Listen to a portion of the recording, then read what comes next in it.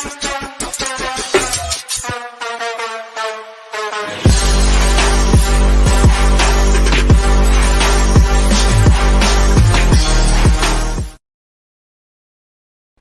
everyone, welcome to 49ers After Dark. I'm Grant Cohn. That's Jessie Naylor. He has a better microphone than me, but he's going to tell me how to buy it so I can get it and not install it. I have a really nice camera. It's sitting right here. Theoretically, I have a good setup. It's just... Anyway, good to see you. Thanks for coming and watching our show. How you doing, Jesse? I'm doing fantastic, Grant. Thanks for having me back. You never know. You leave for a week, you might get replaced around here. It's tough competition out here on the Grant Cohn Yeah, I had show. to think about it. I was like, do I still like Jesse? Yeah, I guess I do. Jacob is a member. Thank you very much. Dave Barclay says Grant, which is like what Jimmy Ward said, and now it's like what Jawan Jennings said. It's the new battle cry. When you know you're really good, you got to shout me out, and I respect it. Because you know what? I don't think I'm going to criticize Jawan Jennings anymore.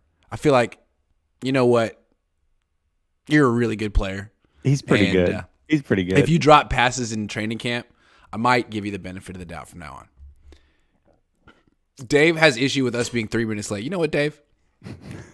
There was traffic. You have no idea how many things are in the way. California Bear says, I used to enjoy listening to Miko talk, but now I'm tired of him. He tries way too hard like he's interviewing. Well, he is interviewing. I actually think he's getting better. Last year, he would give you this look, like this deer in the headlights look, like, dude, what do you want me to say? I'm going to get in trouble. Now it's like, I can say I have license, which I prefer.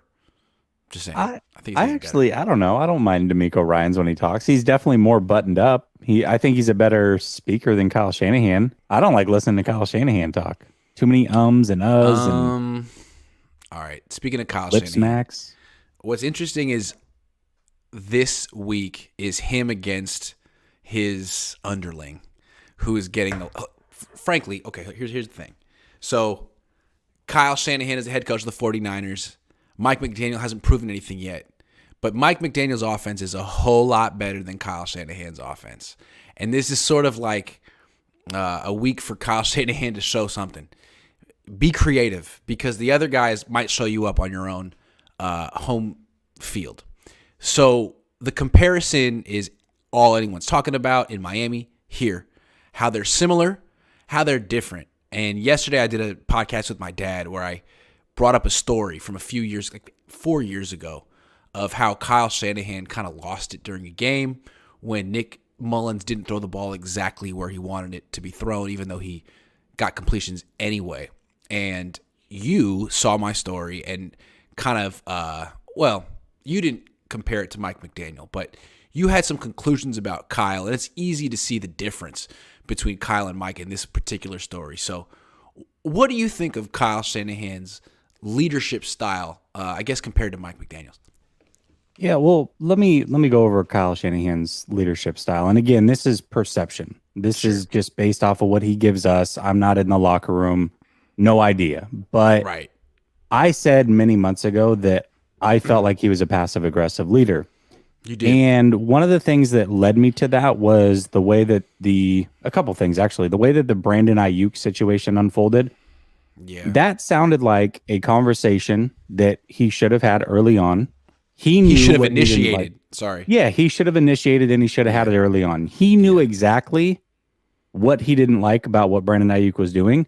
Mm-hmm. Brandon Ayuk may not have known what he was doing was wrong. And so now you've got this impasse. Maybe it's a little awkward between the two, whatever. So that's one thing that gave me a sign of who he might be as a leader. And then just the way that he has trouble taking accountability in a public setting, and also is willing to put down players in a public setting. Those things led me to believe that he's a passive-aggressive leader. Then when I hear the story that you talked about yesterday, it really put things together for me and made me think even more that he's a passive-aggressive leader. And I'm going to give you some traits that I didn't look it up online or anything crazy like that, but these are just things that I think about when I think about a passive-aggressive leader, and you tell me if it sounds like Kyle Shanahan.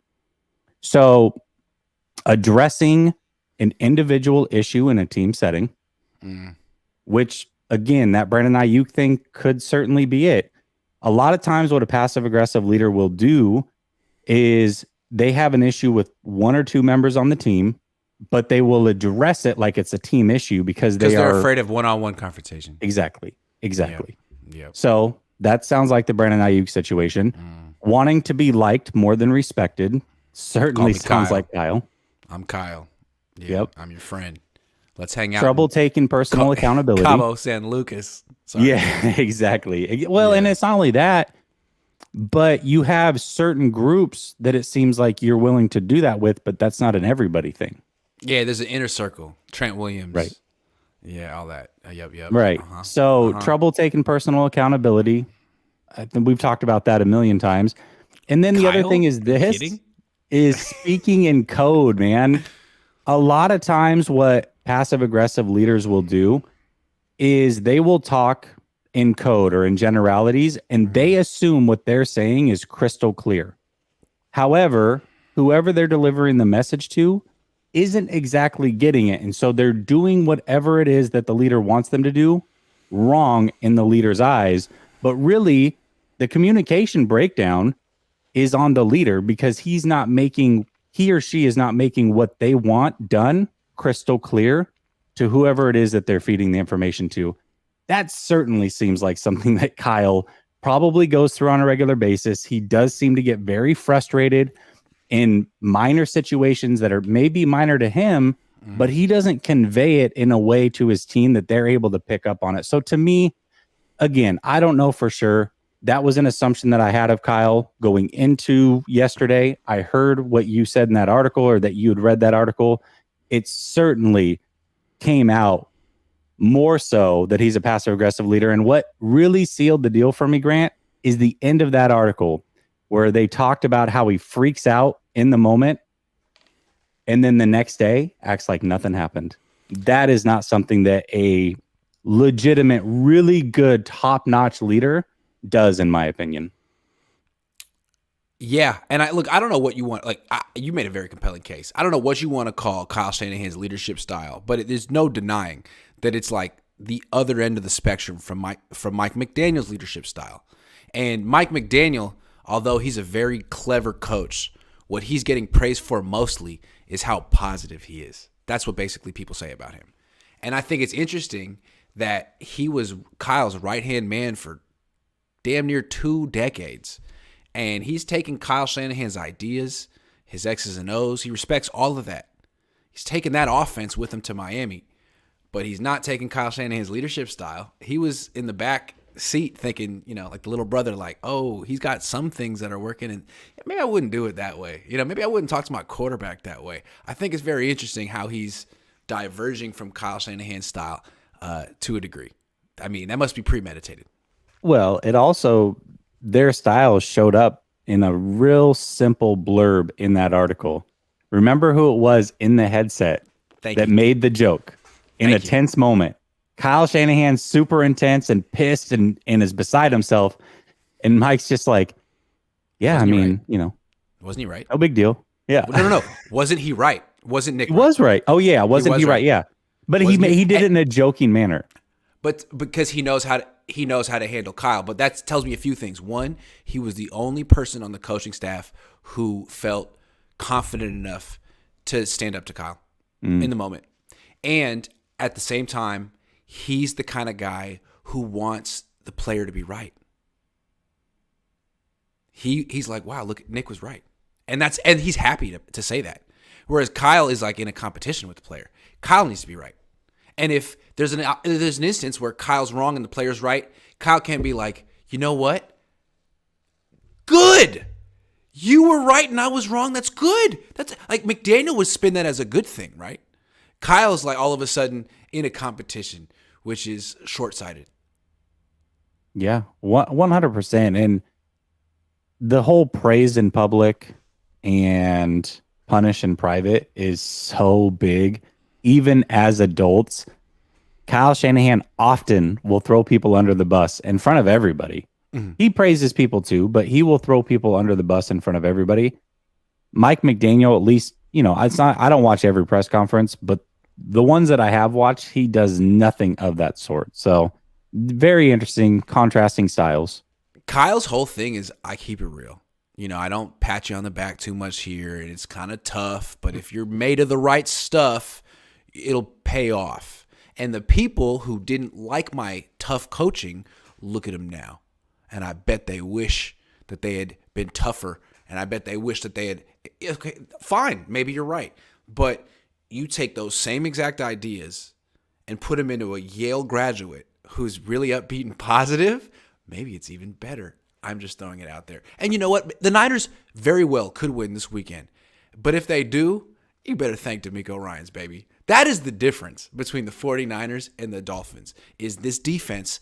And you can say that Kyle Shanahan put it together, but who's to say John Lynch didn't put it together? You know what I'm saying? Like, does John Lynch get no credit? John Lynch is in the Hall of Fame. John Lynch played defense. I'm just saying that is the difference between these two teams. If we're just talking offensive guru to offensive guru, I'm taking Mike McDaniel all day. Yeah, I also think, well, here's what I'll say. I think Kyle's leadership style, even if I'm right, let's say I'm spot on with exactly what I'm saying, it's not necessarily the end of the world. You can still function in that reality.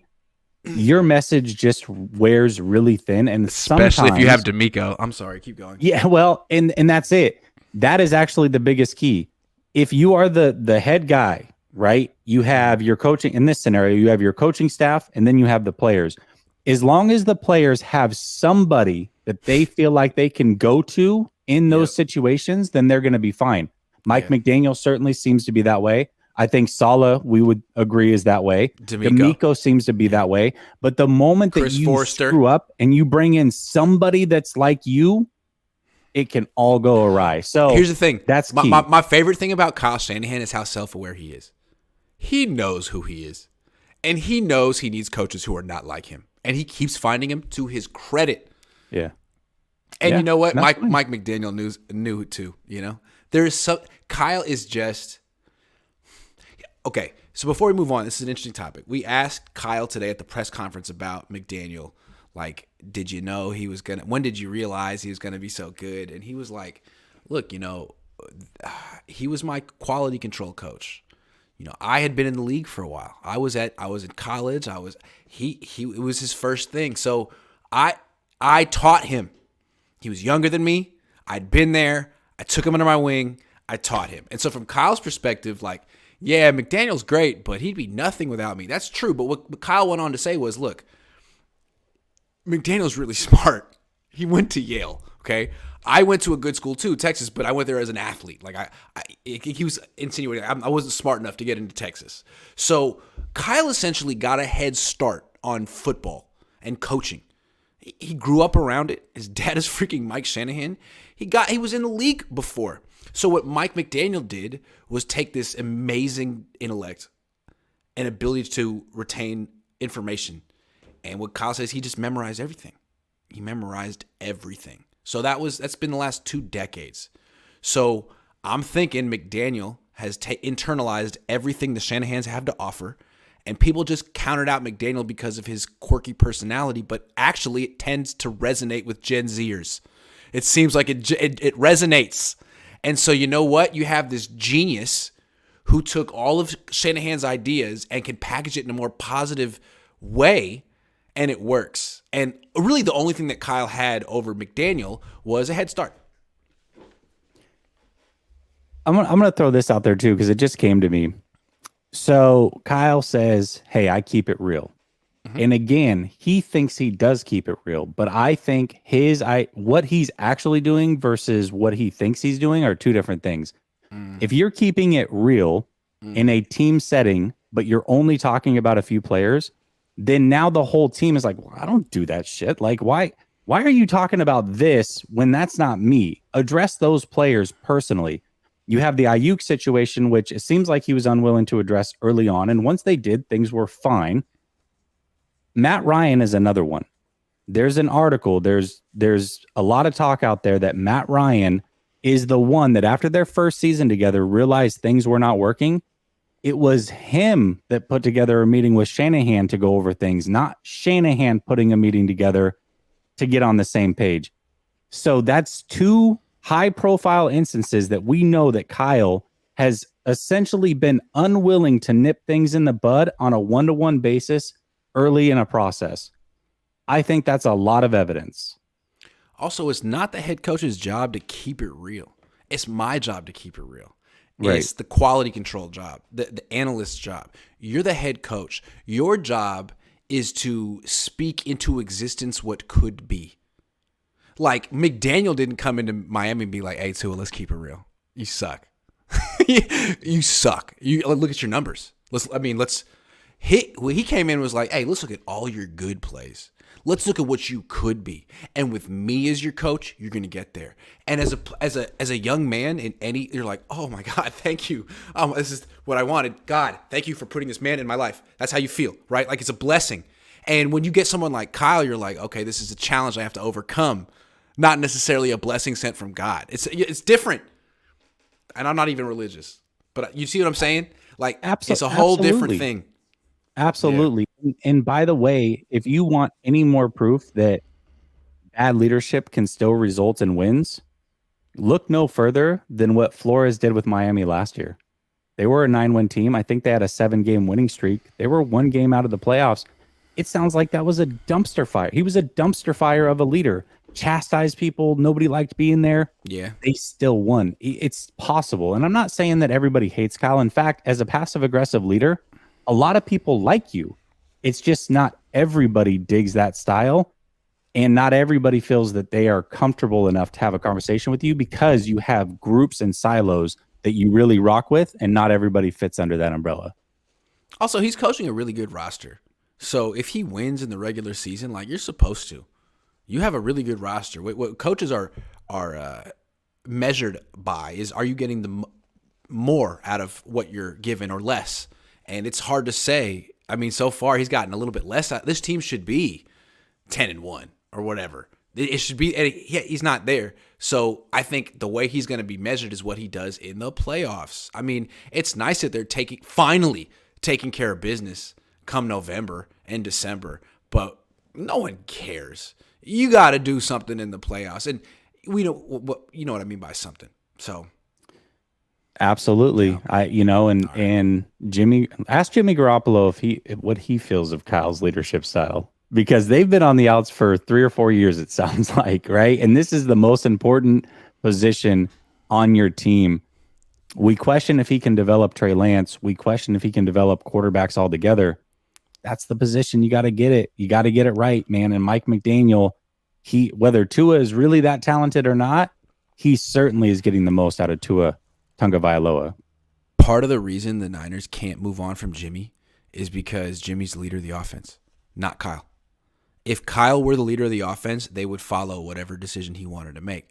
But he tried to switch the quarterback, and they were like that's they would. If he were the real leader, they would trust him. But Jimmy's the leader of the offense. Why is Jimmy the leader of the offense? Because Kyle is not a leader. He's Kyle. Kyle, the dude who throws balls into pizza ovens. The guy who wants to be your friend. He's the passive aggressive leader. He's your buddy, but he's not. Oh, you're my buddy, right? Until you take my snaps away from me. Until you have a problem with me and you won't say it, right? And then, so it's like you start off as like, oh man, I love this guy. He's hella cool. And then eventually it's like, man, I freaking hate this guy because he's not keeping it real with me. And he thinks he is, or he says that he is. Yep. So, and like you have a bunch of people on this team that know him, that have been with him for 5 years. And, frankly, who's more popular in this locker room, Kyle or Jimmy? Tell me. Jimmy. How does Jimmy look at Kyle? So that's how a lot of people look at Kyle in this locker room, right?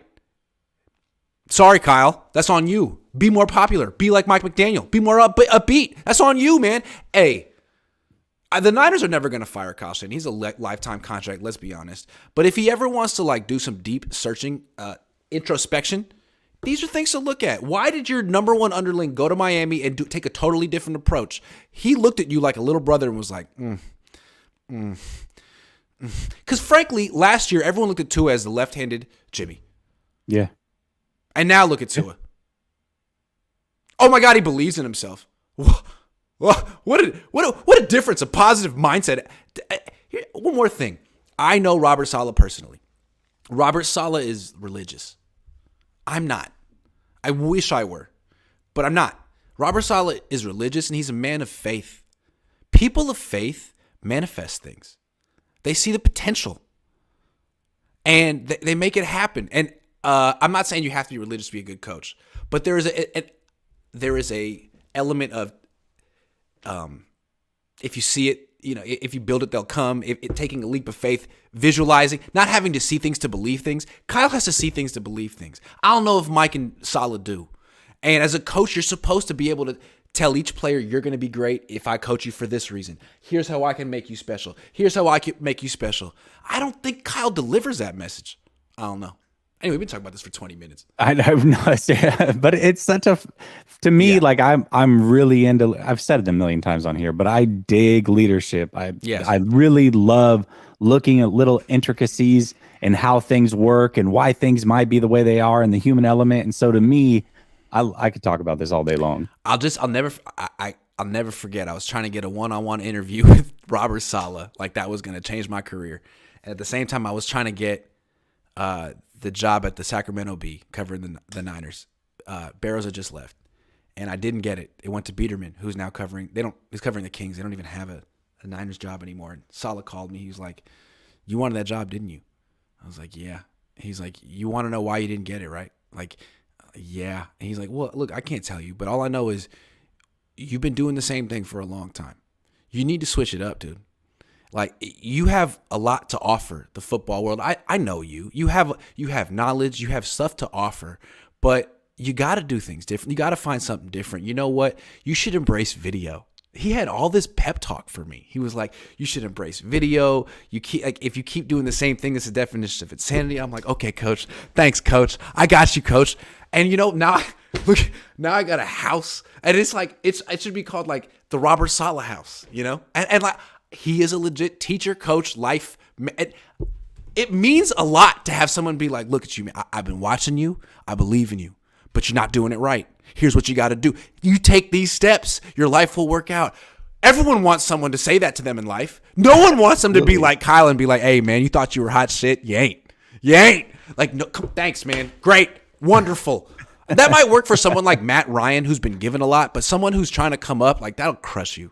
So anyway, Kyle, be more like Robert Saleh and Mike McDaniel, please. That's a really cool story, and I've heard you tell it before, but not on with me. And I think that's just incredible because this is a guy who this was not his industry, but he knew just enough to give you some advice. But really, he just showed you that he believed in you, and you've turned it into a whole thing, man. That's incredible. Like literally called me up. He was like, credit for Grant Cohn. He literally called me up. He was like, "Hey, Grant, I've been thinking a lot about you." Pause. I was like, "This guy's hilarious. I love this guy. I love this freaking guy." Pause. I was like, "Okay, all right. Been thinking a lot about you." He was I think it was at like the Senior Bowl, and I was just trying to get him to talk about the Super Bowl, and he was like, "Yeah, I mean, I'll give you this interview, but like you and I know it's not going to make a difference. Like we need to talk about your career." I was like, "Oh, okay, thanks, man. Let's do it." So, I mean, that's cool. And so here's an example. So I also was supposed to get a one-on-one interview with Kyle Shanahan, and he said he'd do it. Never followed through. John Lynch did.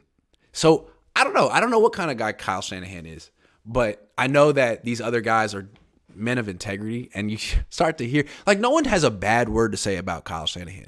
But at the same time, who gives like a real ringing endorsement of his personality? They might say he's smart. They might say, "Hey, man, he's a little rough, but if you stick with it." No one has to say like, "Man, I freaking love him. I freaking love Kyle." Who? Name one person who freaking loves Kyle. Like every freaking person says about Mike or Saleh. I love that man.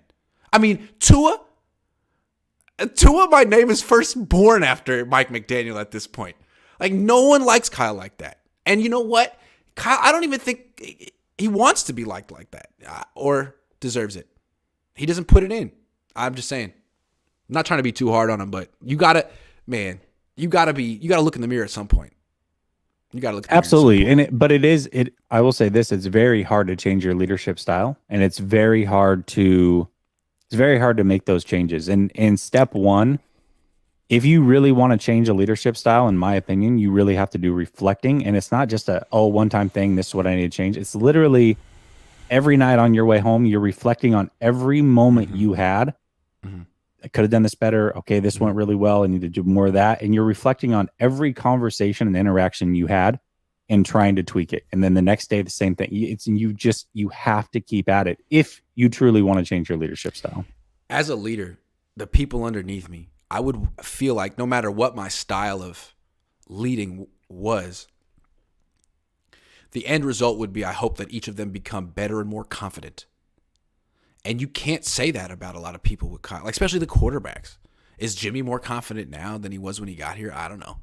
Ask Jimmy. You know what I mean? I don't know. So, and then like you just hear people in Miami being like, "Oh my God, like I've never felt so happy."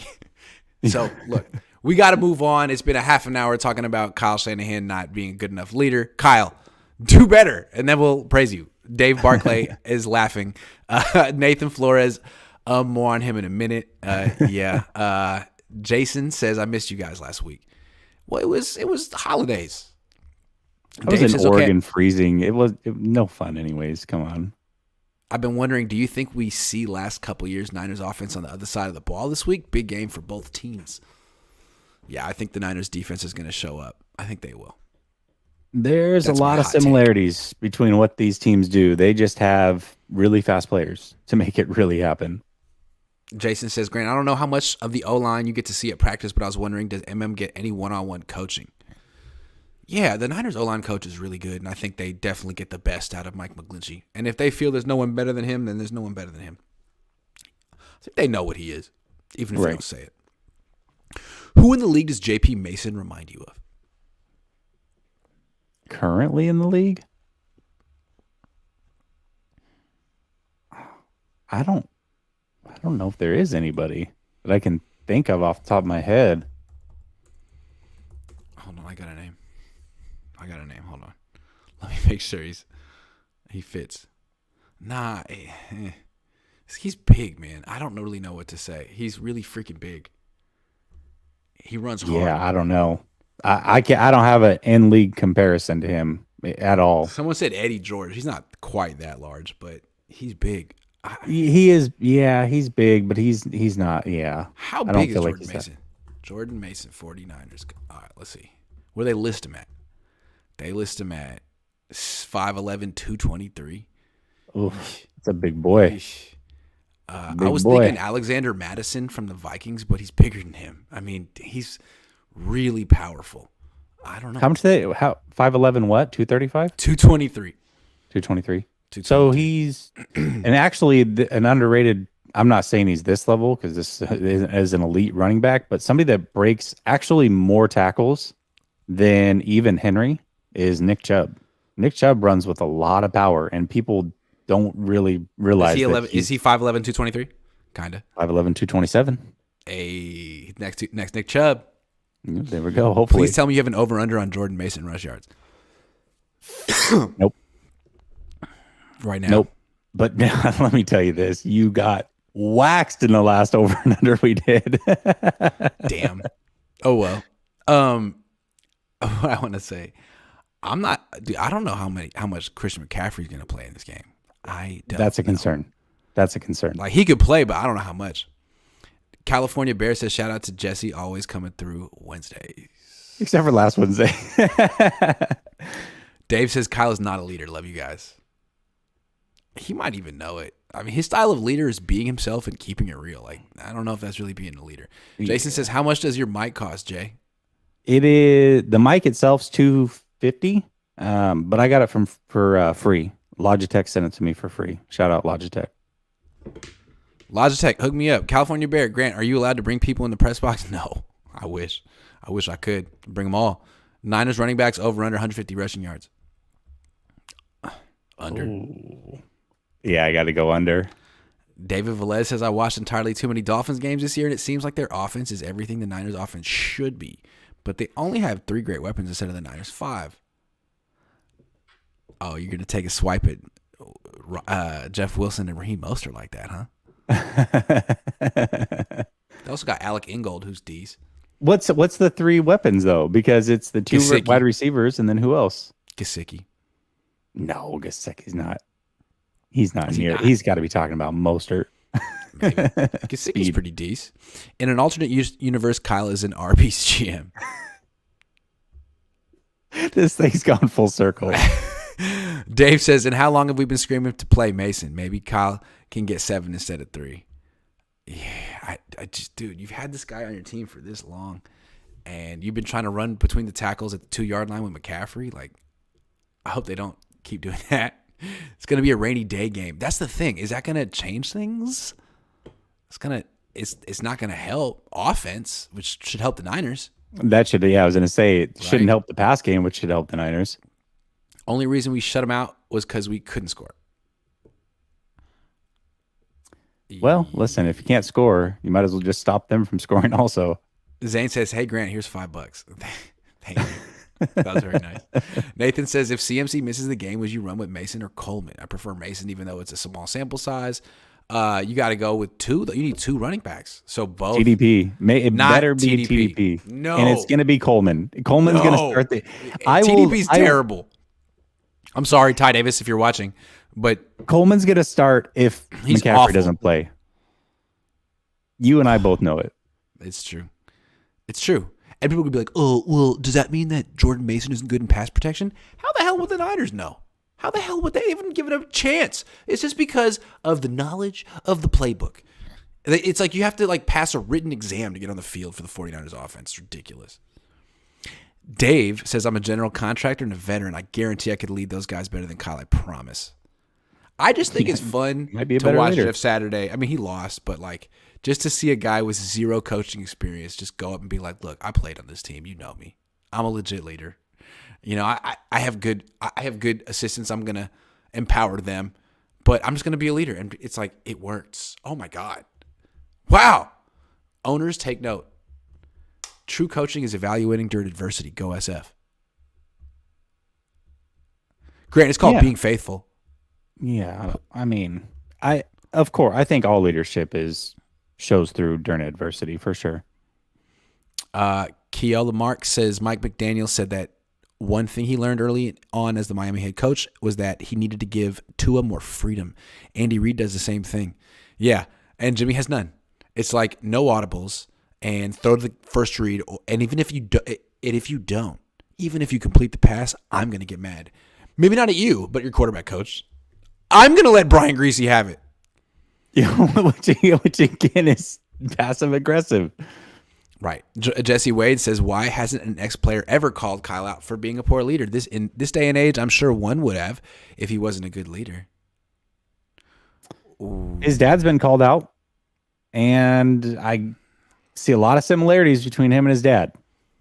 Go read the Jake Plummer stuff on Mike Shanahan, and you tell me if that sounds at all like Kyle. Because how many sounds ex-players exactly like Kyle. vouch for his leadership? I mean, I've heard a lot of people say he's hella smart, he's a great coach, he's a legit genius, yada, yada, yada, But they all say, yeah, he's kind of negative, but you can't let that get to you.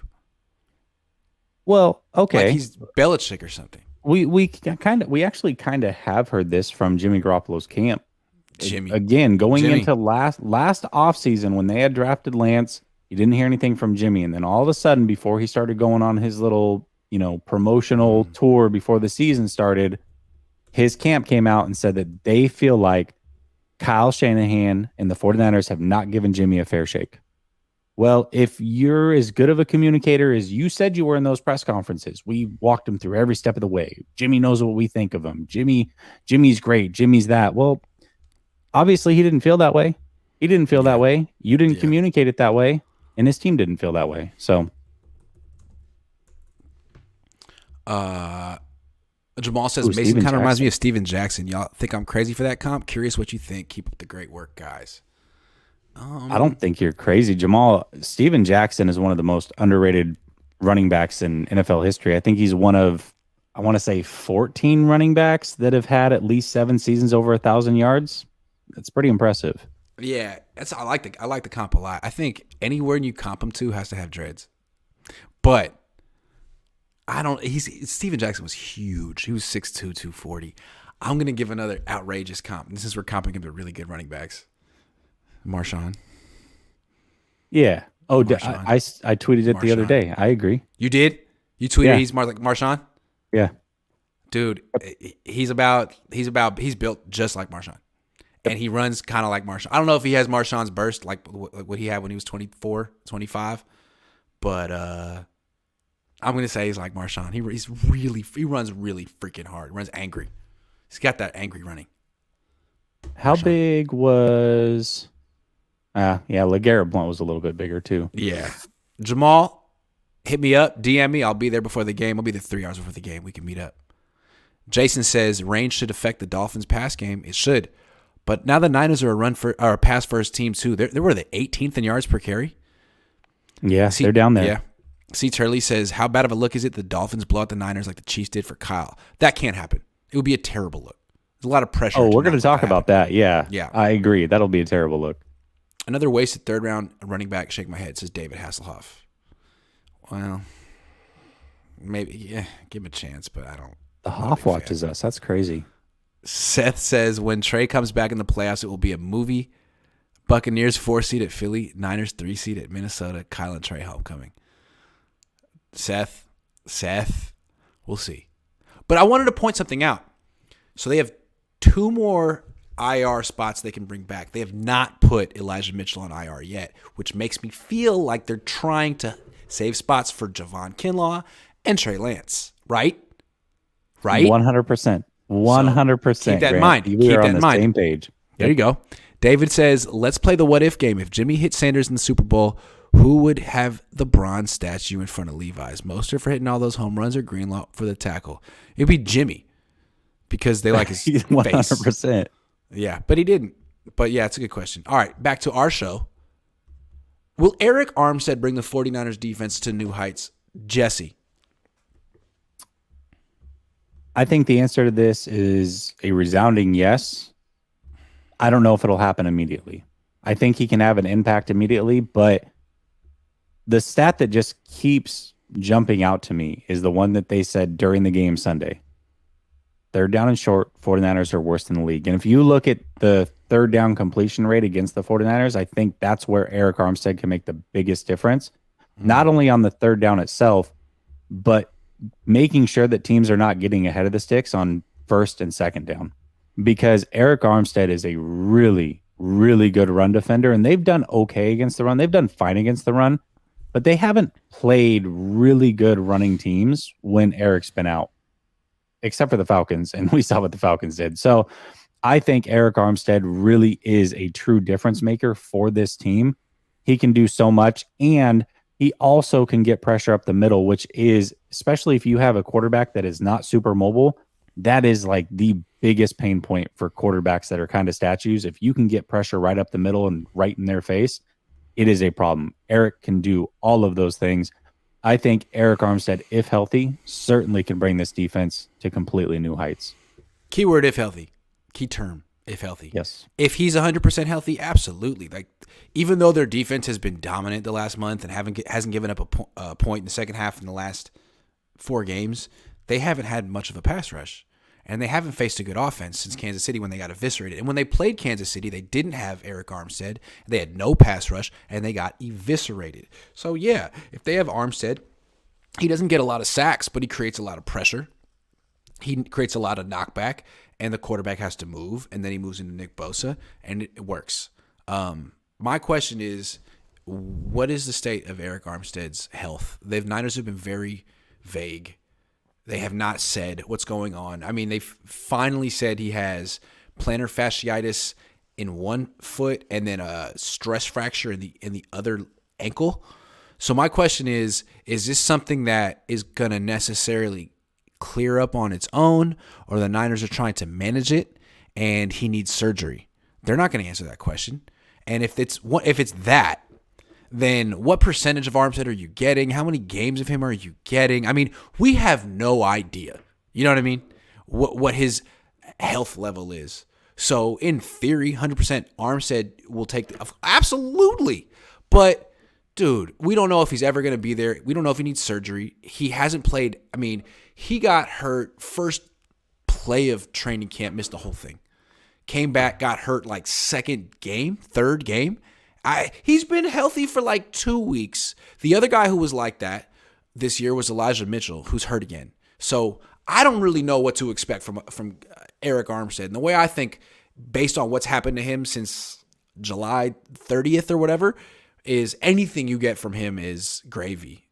You can't count on anything, and anything you get, just say thank you. Thank you. If he plays this week, and all indications are he's going to do that, and they're presumably going to have him on a pitch count. He was limited today. We'll see. He was limited today. Yeah, he looks we'll see. pretty. We'll see. We'll see. We'll see. But if you're limited on Wednesday, that's usually a pretty good sign. I think he'll probably play. Let's assume he plays, and he's on a pitch count. We'll see. I think which would be a fair assumption. Pitch count, whatever.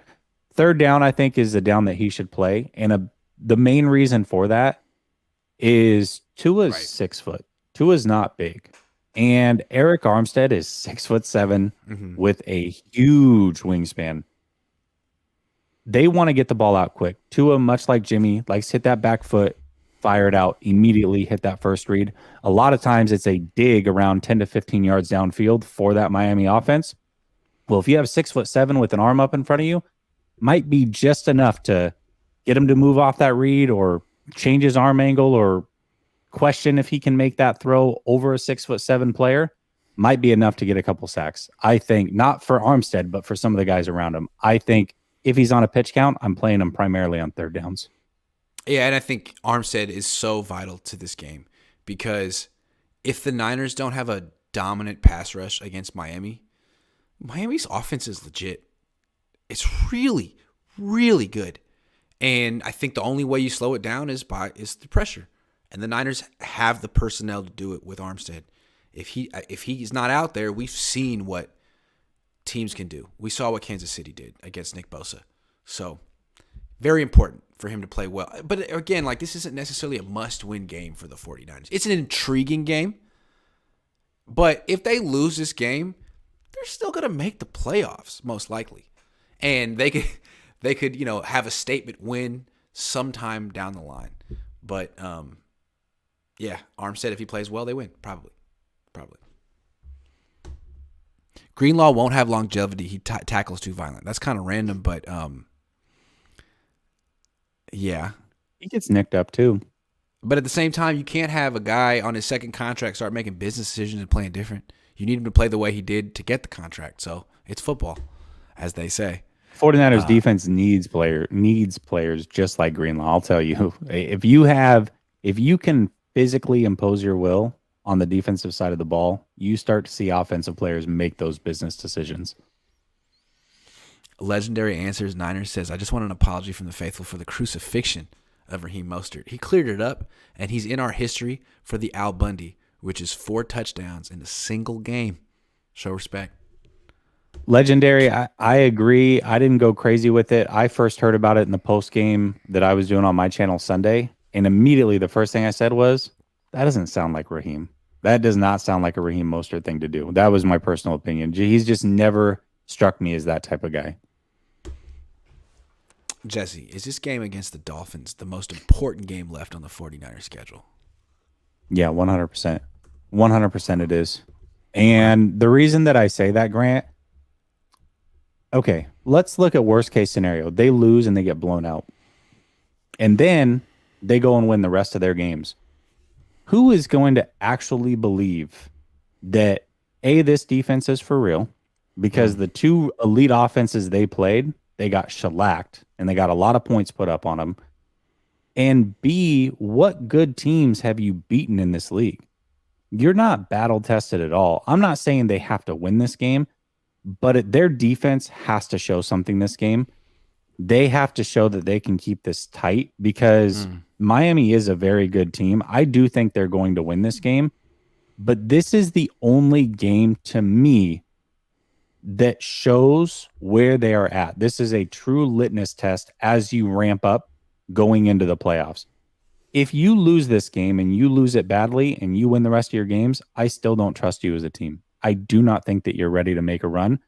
And I think there are plenty of teams in the playoffs that will probably beat you. But if you win this game, I'm starting to believe. And I think everybody around the world will start to believe that the 49ers can do it. But I promise you, if they lose this game and they lose it badly, the narrative will not be good for this team, regardless of what they do the rest of the season until they start winning in the playoffs. True, but if they lose this game and it's close, like it comes down to the last, it's a field goal. I mean, this is a team, you could say these are two really good teams.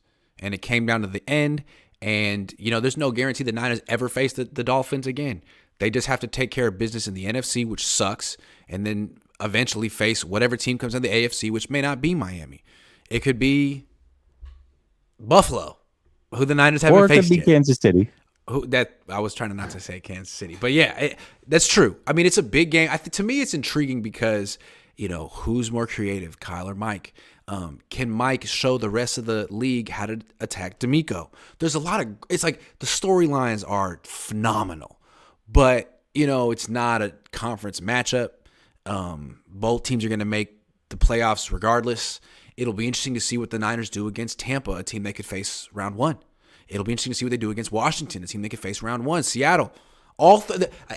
You could argue the next 3 games after this are like more – meaningful. I think it's a really meaningful 4-game stretch, but it's the beginning of. I mean, it's hard to rank them, but it's definitely a game that everyone wants to watch. So, yeah, I feel like if they lose this game similar to, let's say, the way that they lost to Baltimore in 2019, that wouldn't be terrible. But if they lose it the way they lost to Kansas City this year, bad. Yeah, all bad. F you, Jobu, I do it myself, says, rewatched the Saints game and Jimmy was under siege. Saints D balled out. Wish we had a genius offensive-minded head coach to creatively game plan. Yeah, you'd have to say that Dennis Allen, the coordinator, got the best of Kyle Shanahan, the coordinator, even though Kyle Shanahan, the head coach, beat Dennis Allen, the head coach. Yeah, they did their thing. They definitely did their thing. Yeah, Jason says Mostert made his bed. He can lay it now. All right, man. Well, okay. There's plenty of other Dolphins that are still talking. I'll say that, and Mostert doesn't seem to be one of them. What's wrong with talking? I like talking. I like. You like UFC, right? Like You're supposed it's to promote making this the fight. week really fun. I think it's great. They should do it more. Ramon Clark says it may not be a must-win game, but the Niners must show that they can compete with teams like Miami. They lose this game, and everyone will question everything about the team. Yeah, I will. Me right here. I'll do it. True. Yeah, I'll say this. Even if they lose a close one, Grant, but they give up 30 plus. There's still going to be a lot of that's also all bad for the 49ers because now all of a sudden this vaunted defense isn't so vaunted in the eyes of a lot of teams around the league. That's true. The 2 good offenses they faced, they got, had their way with them. Paul Third says, anything to take away from when McDaniels' offense went against Saleh's defense? Looks like the previous knowledge of this offense favored the Jets. That was a 3rd-string quarterback for the Dolphins. Here's an interesting stat. Some people probably know, but there are some that may not. The Dolphins are undefeated with Tua starting and finishing games this year. They're 8-0. That's what I wanted to say. I was going to save that for later, but they're 8-1 with Tua, and the one loss is when he got knocked out. Mm-hmm. Like, do not sleep on this team. Yep. The Niners could beat him, but that would be the first time that someone's really done this without knocking Tua out. Yep. Is it because if Tua hadn't got knocked out of that game, they would have won that game? Oh, they were looking like they were going to win that game, yeah. Clayton says, Jimmy, 3 games versus NFC East, 512 yards, 2 interceptions, 2 fumbles, 1 pass TD, 1 rush TD. Playoff projections are versus Washington, Dallas, Philly, and Super Bowl versus Kansas City, Cincinnati. Yikes. Cincinnati would be great, but everyone else, those are tough. Dallas is a tough matchup, man. It's a really good pass rush they got. Yeah, Kansas City and Buffalo are still the teams that I would prefer to avoid. All right. What are the matchups you're looking forward to this Sunday, Jesse? There's a lot of matchups that I'm looking forward to in this game. All right, first one I'll throw out. We'll go back and forth till we run out. Charvarius Ward versus Tyreek Hill, former teammates. These are guys that went against each other a ton in practice. They know everything about each other. Charvarius Ward is having an amazing season. And Tyreek Hill is having a historic season. So between the two of them, I think that will be an interesting matchup to watch play out on Sunday. It is funny. You say Charvarius Ward versus Tyreek Hill, like the Niners are going to get their way with that matchup. The way I look at it is Jimmy Ward versus Tyreek Hill. because I would think what McDaniel's going to try to do is move Tyreek into the slot and get that matchup against the safety who's playing out of position. And what are the Niners going to do? Are they going to make Travarius travel? Are they going to try to play straight up with Jimmy? I know what they should do, but I also think I know what they're going to do, and I think that favors the Dolphins. So I'm curious to see how long, who dictates that matchup. I think they're going to try to get Jimmy Ward on Tyreek. Nothing against Jimmy Ward. He hasn't given up any touchdowns or anything like that, but he's giving up like an 80% completion percentage right now. Yeah, I don't want to see that at all. No. At all. So I guess you're not looking forward to that. I'm looking forward to that because I'm an asshole. That's not what I'm looking forward to at all. No, not at all. I will say these running backs for Miami, former running backs of the 49ers against the linebackers of San Francisco. I think that is going to be a fun one to watch because we know, especially Mostert, can get loose and break one. Jeff Wilson is also pretty explosive. I think we can say that as well. And Fred Warner and Greenlaw and Aziz, that's going to be a fun one to watch for me as well. How about, I'm cheating a little bit here, but how about Talanoa Hufanga versus Mike McDaniel? Mike doesn't know Talanoa so well. And Talanoa is the X factor on this defense. He'll either force the turnover or give up a big play. And so far, there's been a lot more turnovers forcing than big plays allowed. But McDaniel is the genius, or so we've been led to believe. Is he going to be able to take advantage of Talanoa, or is Talanoa going to continue to have a great year? That'll be an interesting chess match. One's instinctive, one's genius. Can you use the instincts against him? I'm curious. I like that one. Miami also has a really good safety from Oregon, Javon Holland. He went to my high school. Did he really? Bishop O'Dowd, Oakland born. Yeah. Yeah. Baby. Yeah. So that's a hell of a player. I think him versus Kittle can be a fun matchup that we can watch. And I think it's a matchup, especially if Christian McCaffrey doesn't play a lot. That's a matchup we might see an awful lot as well. Yeah. What else do I want to say? Oh, this is what I'm looking forward to, but I don't think Niner fans are. Mike McGlinchey versus Bradley Chubb. I'd like to see that one. God, I hate you so much.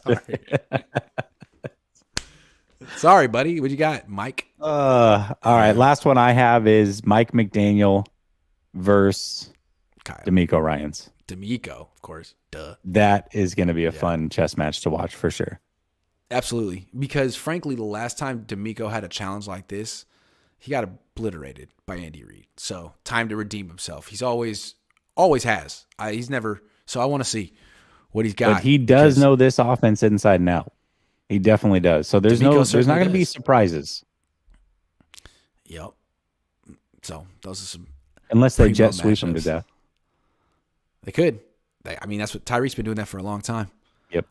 I hope a defense has a hit list this week. Man, you can't say that. You're not allowed to say that. Sean Payton Gate. You can't do that. Dave Barclay says predictions yet over and under rush pass yards. We're getting there. But I'm saving my prediction for Friday just for content's sake. Jacob says, love the content. I'll give my prediction tonight on my channel when I go behind enemy lines with a Dolphins content creator. I love that. Jacob says, love the content. What is your schedule for your live streams, or you just go live randomly? I always show up late or miss them. Okay, I'll try my best. I usually go 11 o'clock on Monday with Ryan, usually 3 o'clock on Monday with Larry, usually 11 o'clock on Tuesday with my pops, usually 9 a.m. on Wednesday with Jose, 6 o'clock Wednesday with Jesse, 9 a.m. Thursday with Eric Crocker, Friday's a wild card, usually Saturday's Cohn phone, Sunday's the game. So that's usually what happens, but I could throw in some extras every once in a while. It's usually what happens. You've actually stuck to a pretty good schedule this year. I'm proud of you. Yeah. Oh, thank you for my organization. Jesse says, so what happens if we put it on him? Then what? Then that's great. Then they've made a statement, Jesse. They've made a statement. That's why Dallas I and said Philly. Yeah. That's why I said it's the most important game. Yeah, but I mean, if you could beat Miami, doesn't mean that you can beat Dallas and Philly. Not to be a jerk, but I'm just saying, like, it's just an AFC for sure. game. But it's cool. For sure. It's cool. Good luck, Niners. Hope y'all make it all the way. Says a Raiders fan. That's very nice. Oh, look at that. Look at that. Dogs and cats being friends. He's a Vegas Raiders fan, so there's no way he's from Oakland. I want to see 69 versus anyone. Take him out, please. Hilarious. Yeah, well, I've been trying for years. All right. So the Niners have won 4 games in a row. The Dolphins have won 5 games in a row. Which win streak would you say is more fraudulent? Ooh. Man, I think you can make a good case for both. And knowing that you're a Niner hater, Grant, I'm going to go with the Dolphins, and here's why. So the Dolphins, during their win streak, have averaged 30.2 points per game. Before that win streak, I know a couple of those weeks were without Tua, but before that win streak, they went over 30 points just one time in the previous 7 games. So that offense went from one time over 30 to averaging 30 during this 5-game win streak. But if you look at the 49ers, the strength of the 49ers is their defense. They've averaged giving up 10 points per game during their win streak. But if you look at the first 4 games of the season, they had a similar stretch where they only gave up 11.25 points per game. So their defense has held up multiple points throughout this season. The Dolphins' offense, which is what everybody fears, they've been great during this win streak. But ultimately, before this win streak, one time over 30, I think theirs might be a little bit more fluky because both of these teams have had a relatively easy schedule throughout their 4 and 5 game win streaks. Yeah, I think that's fair to say. Still, I think the Niners win streak is more fraudulent. I knew it. I think it's more fraudulent. I mean, look, like as you pointed out, the Dolphins are essentially undefeated when Tua starts and finishes the game. So if you want to say that their offense is overrated or not as good as it looks the last few weeks, fine. But the totality of what they have to offer as a team is kind of like unfazed. Like no one's kind of figured out what to do other than knock out the quarterback at this point. And you can't really say that about the Niners. So like this team has beaten Buffalo and Baltimore. The Niners don't have a wins like that on their resume. So I'm looking at their last 5 wins. Steelers, Lions, Bears, Browns, Texans. Yeah, like nothing special there. It's not their fault they didn't face anyone better. But what I do want to say, looking ahead to this matchup, is when this offense, to your point, the Dolphins have faced good defenses. New England, not Baltimore, but New England, Buffalo, the Jets. Pittsburgh. Well, the Jets, they didn't have their quarterback, but Pittsburgh. So let's do that. New England, Buffalo, Pittsburgh. I'm looking at 20 points, 21 points, 16 points. Yep. So if the Niners defense is not a total mirage, and I don't think they are, I don't see Miami scoring more than 20 points this weekend. Yeah, I agree. I think that's certainly something that we were probably going to see. And that's why, again, it would be concerning if Miami goes 30 plus because we've seen other defenses hold them down. Yeah, I don't either. I don't either. I don't see it especially if it's raining. Especially if it's doesn't raining. mean the Niners will win, but it means that if they score 21, they just might. So we'll see. Well, I would say they have a good chance because on the flip side, the 49ers average around 23 points a game scored, and Dolphins give up 23 points a game. So unfortunately, I think the likelihood there's that weird stat where they're like, if it's against non-division opponents, they're averaging like 18. That's true. So this would be a good time for them to show that that's a bogus stat. Yeah, most certainly. Yeah. It's time to play the over-under game. Oh, yeah, it is. Oh, I just dominated this every week. I don't care. Just so good. I don't care how much I lose by. I'm going to go down swinging. I don't care. We had 7 differences last week. I won 6 of them. Oh no, that's embarrassing. All right. Let's keep it going. We're gonna do. I like this one because last week we did it, or 2 weeks ago we did it, and I kind of like just going full offense and defense. We'll get back into the players eventually, but right now, full offense, full defense. So, offense over or under 30.5 rushing attempts for the 49ers in this game. Under. Oh. Okay. I'm going to go over. Beautiful. Under. I don't know what they're going to get from McCaffrey. I don't know how much they trust their young running backs. I think they know it's going to be a high-scoring game, or they're prepared for it. And I think they're going to have a pass-first approach. So, you know who needs to break out this game? They've had a pass-first approach the last 2 games, too. What? You know who needs to break out in a big way this game? Mike McGlinchey. Deebo Samuel. Oh, it would be great. He's having an needs- atrocious year by his standards. Yep. He needs to probably get 5 to 7 carries and get around 10 touches. He has to have a big game, in my opinion, for them to win. Yep. All right. Debo, you listening? So then, who? Debo, are you listening? I know you blocked yeah. me on Twitter, but I know you also watch me on YouTube, so what's up? Okay. So I think we're going to have an opposite thought on this one because I'm going to go over under 30.5 pass attempts for the offense. Over. Okay. I'll go under. Okay, here we go. I like this. It's a good start to the game so far. We're cooking. Over. Okay. Yeah. Over or under 2.5 total touchdowns for this offense.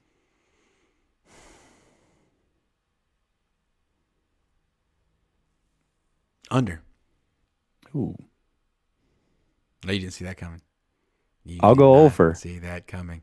I'm going over. 2.5. So you're saying 3 touchdowns for the offense? They're going to get 3 touchdowns. Give me the under. Give me that. All right. That's 3 differences. I like this. There you go. Okay. Over or under 1.5 sacks given up this game.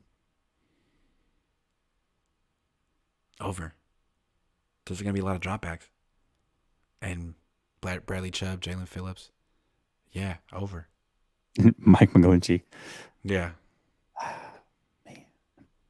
Let's give a 4th difference. Come on. You don't want to agree with me. I'm going to go under. I'm wrong. There you go. I'm going under.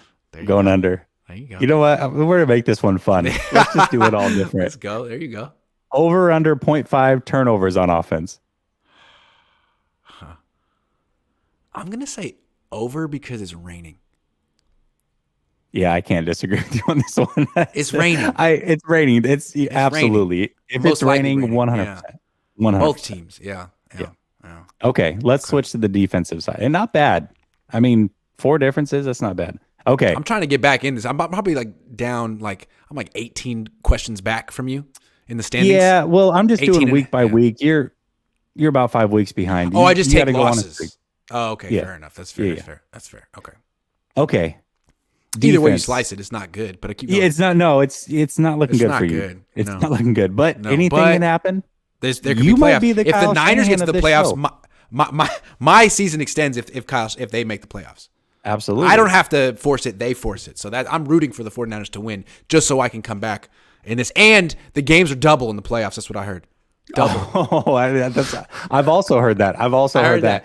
I've heard that. And listen, Kyle Shanahan started 3-5. They made the playoffs last year. Grant It's all Cohn about starting can start slow. I try to start slow, just to lower expectations. It's who's peaking going into the playoffs, and it sounds like Clearly, that might I'm be you. peaking. These are some great answers I'm giving today. All right, defense over under 280.5 passing yards given up. 280? 280. 280 under. Two has gone over 300 like every single week. This guy goes crazy. Okay. All right. Maybe I'm tripping. I'm saying under. In the rain? I don't think so. In the man. rain. Is this defense? Yeah. I don't think so. In the rain. I agree. Yeah. I agree. Although, oh man, Mahomes went for 400 plus on him. He did. It was a really nice day, though. It was crisp. It was. And clear. It was nice. All right. I'll go under as well. Okay.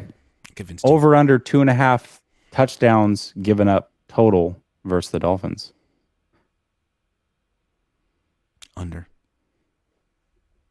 I think it's going to be a low-scoring game. Am I the only person that thinks it's going to be a low-scoring game? I think it's going to be a low-scoring game. What's low scoring? I think low 20s is pretty low scoring. Lower. I'll probably be in there. Oh, you think it's going to be in the teens? Lower. I don't know. You think 7-6. I'm just kidding. 2-0. Yeah. 1-0. I'm gonna go under as well. Under 2.5 touchdowns given up by the defense. Okay. Here's a good one because third down percentage has been an issue for the 49ers this year. Over under 45% third down percentage given up. Given up?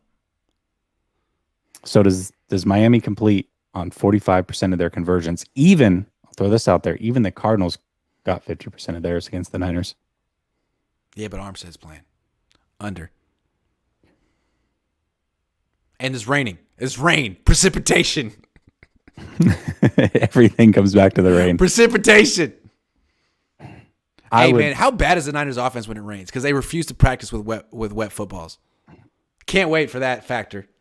They'll go to freaking Colorado Springs to prepare for the altitude. But if it's raining at home, they're like, "Hey, man, there's nothing we can do. There's nothing we can do."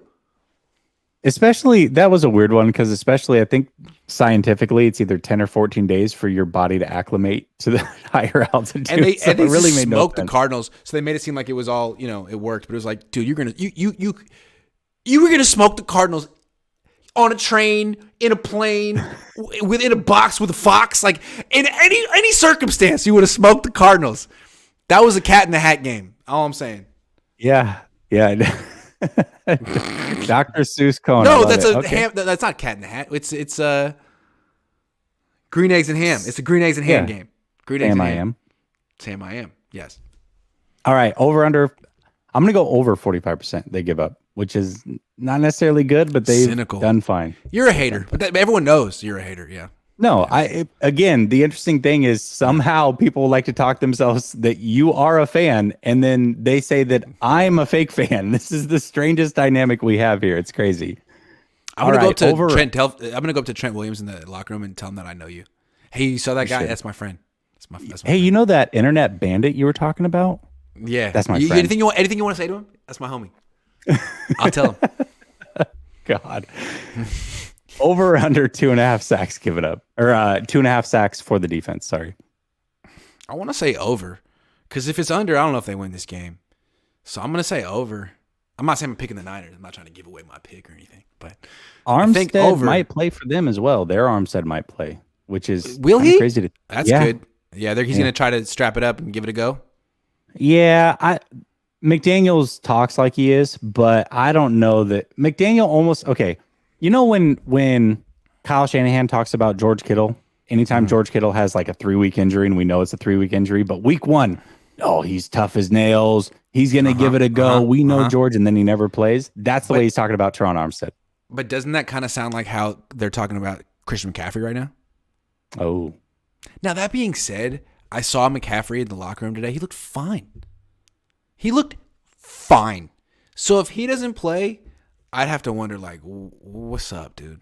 Because I'll never forget that he didn't play in his final college game. He made a business decision in college. I mean, that's amazing. You made a business decision when you were 21. You weren't even making money. So did you make a business decision now? What's going on? He looked fine. I would think he could be able to play in this game. And I'm not a doctor, but I saw him walking around. He looked all right. That's my medical assessment of Christian McCaffrey. He looked all right. Yeah. What does his chart say? Looks like he had a knee injury in 2021. He looked all right. Yeah. He's fine. Yeah. I'll say this: knee injuries can be a finicky thing. A lot of times you can walk in a straight line and look just fine, but the moment you cut, that thing will give out. So who knows? Fair enough. But okay, he looked all right, yeah, he looked all right. I'm going to go over 2.5 sacks as well. All right, last one. Over under 0.5 turnovers created for the 49ers. Over. It's raining.